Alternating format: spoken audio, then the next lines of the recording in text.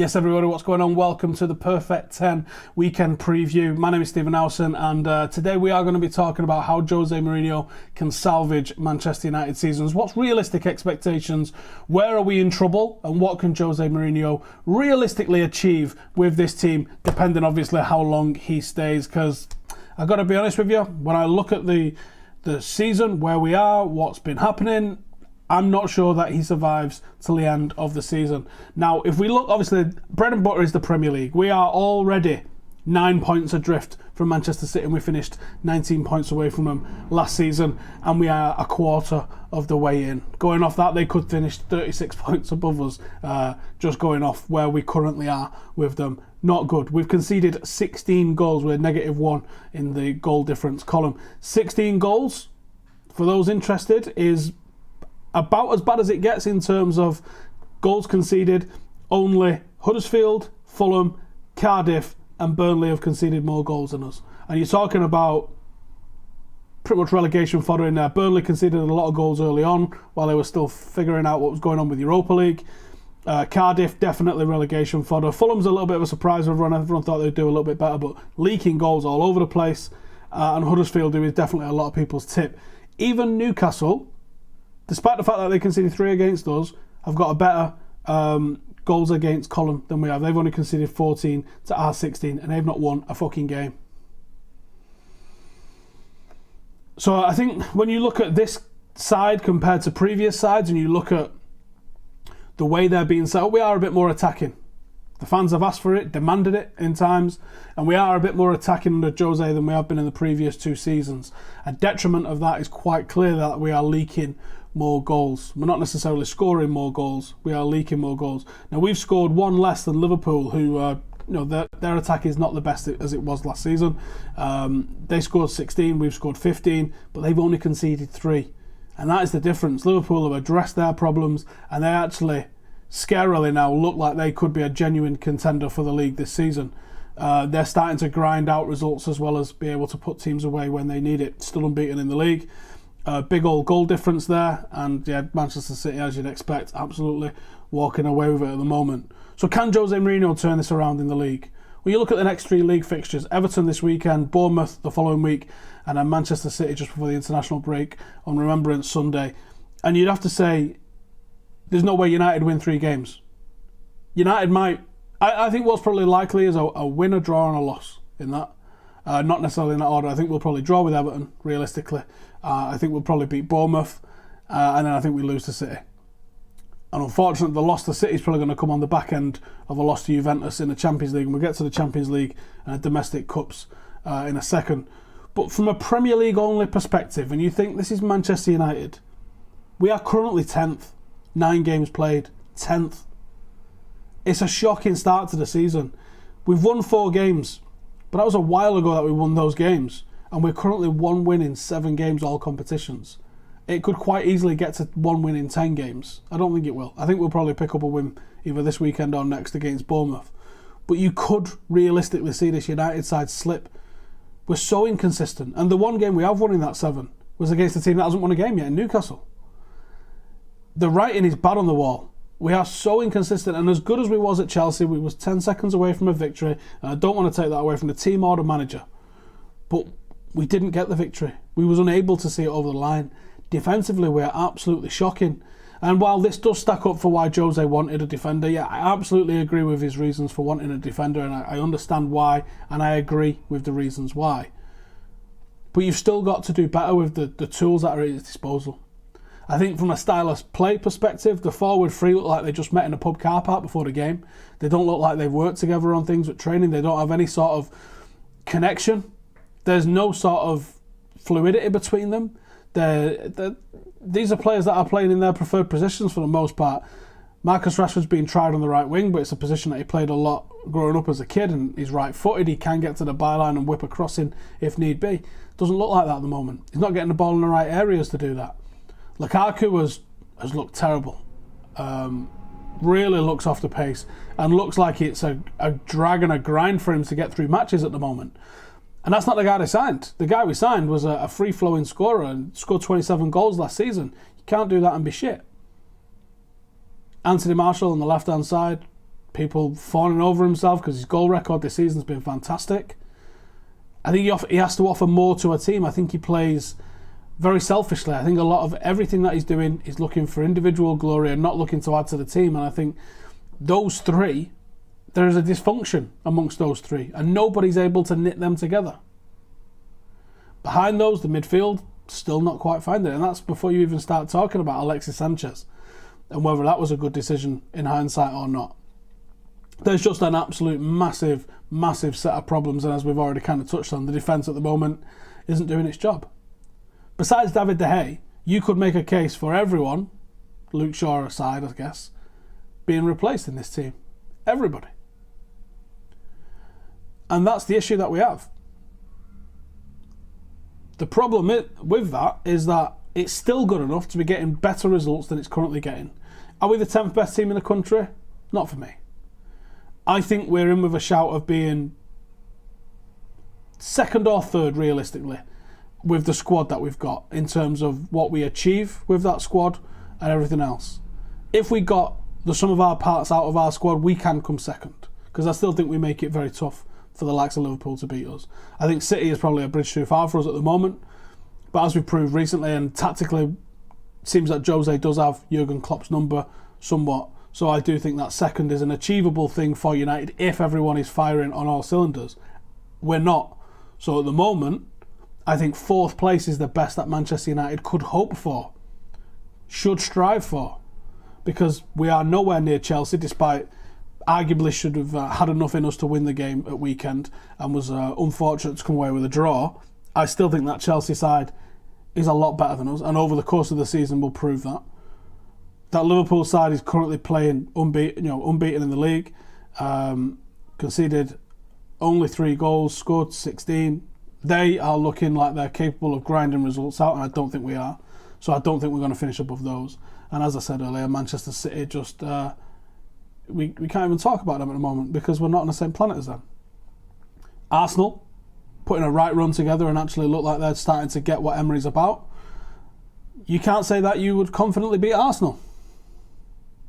Spurs might be a bit more in our wheelhouse, but to even get to where Spurs are, we've got to wade through Bournemouth, Watford, Everton and Wolves. That's the other teams that are ahead of us, and even Wolves look like they're playing better football than us. Conceded only 8 this season. The lad they've got playing up front for him, his name's escaped me at the moment, Johnny something? He's garbage. If they had a goal scorer, they could really challenge higher up in the league, but they don't. Conceded only 8 goals. They look good. United are sinking fast in the league, and there's not many positives to be pulled out of it. We might pick up a win here and there. We might surprise someone and pick up a win that we don't deserve, a bit like Chelsea, where we nearly did that. But we can't find consistency, and consistency is how the league table works, really. You're not going to achieve anything in the league by being inconsistent. That's been Arsenal's problems for the last decade and a half, is that they can't build or find consistency. They could beat anybody on their day, but that's not how you win titles. You have to be able to beat everybody on your worst day and grind results out. And United can't even grind a win out against, we're just grinding wins out against teams that haven't won a game, let alone teams that we've got no right to beat. Which brings us to the Champions League. Now, the game in the Champions League is you win your home games and you don't lose your away games. That's the aim. If you win one on the road, that's a bonus, and it goes in the bag and it makes it a bit easier and gives you the chance to slip up. The position that we find ourselves in at the moment is that we are second in the table at the halfway point. But we could be out of it before we even get to the final game. Valencia have to go and play Young Boys, and that game, if they win it, will put Valencia on 5 points. We're on 4, where we've got to go to Turin and try and beat Juventus, who've not even conceded a goal yet in the group. I think we go to Turin and we lose comfortably, just as we lost comfortably, despite the 1-0 score line that massively flattered us. It was nowhere near as that sounds in terms of competitiveness. We go to Turin and we lose handily. It could be embarrassing, especially if we've got City at the weekend and we're trying to keep an eye on that somehow, and we almost fold for that game. and Valencia play Young Boys, they could end up on 5 points with ourselves on 4, and then we have to go to Valencia. And as long as Valencia don't lose to us, they're in the driving seat. And then they'd have to play Juventus in the final game, who by then should have qualified, which would mean Juventus might not take it as hard on them as they could do in the final game. They could also beat us in Valencia, and that, in theory, if they've beaten Young Boys as well, would put them on 8 points and ourselves on 4 points going into the final game.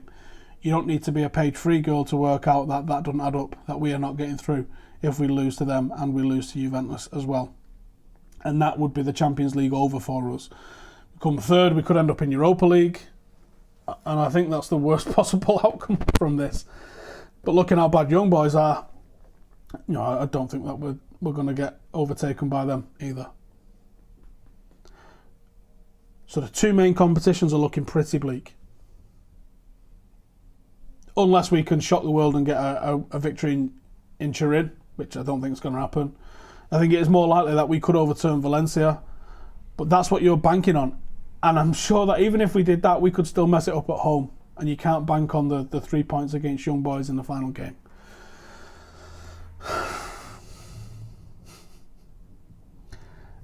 FA Cup wise, yeah, teams that are inconsistent can often pick themselves up for a cup game and surprise a few people, but you can't bank on a trophy. And as we've seen in Louis van Gaal's season, winning the FA Cup no longer satisfies everyone's needs. And Louis van Gaal was sacked, coming 5th on goal difference and winning an FA Cup. So I am not confident about the immediate future of United. There were things to be positive about in the Chelsea game, but then there was a lot of things to be negative about following that with the Juventus game. With where we stand at the moment, I don't think we're going to progress in the Champions League. And if we don't get 6 points from our next 2 games in the Premier League, I think we make it very difficult for ourselves going forward and beyond. Righty, let's try and lighten the mood a bit, shall we? Who wants to win 10 grand?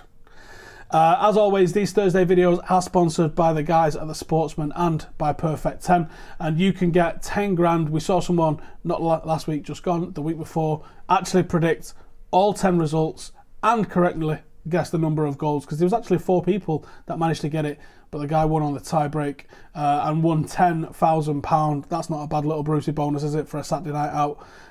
So all you got to do is predict home win, away win, or a draw. You get 10 of those right, and you get the goals if it's a tiebreaker, and you win £10,000. It is completely free to enter, like totally free. FREE, free to enter. Why wouldn't you give it a go? Now, if you are thinking about trying to win 10 grand, what I will say to you is, do not follow my picks.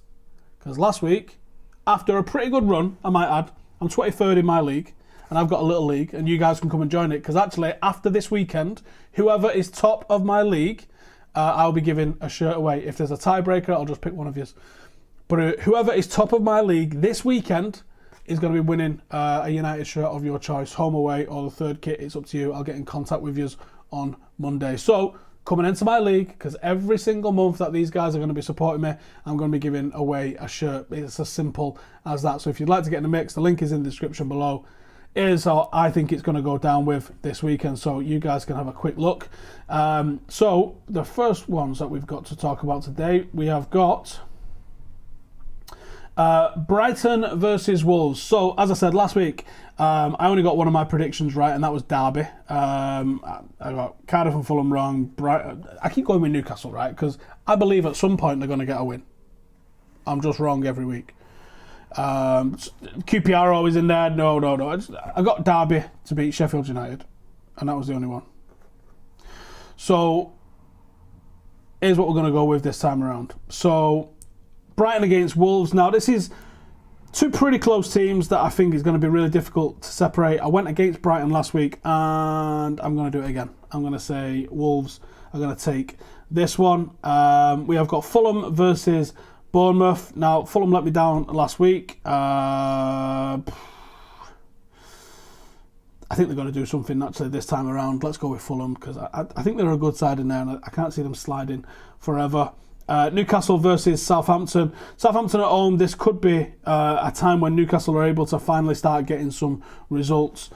Southampton are absolutely garbage at the moment. If Newcastle can't get a victory here, they are really going to struggle. So I'm backing you guys to actually do something this week, so don't let me down. Bolton against Hull. Hull is another one of the teams that I've been getting wrong all the way through. So I'm going to go with a Bolton win this time around. Bristol against Stoke.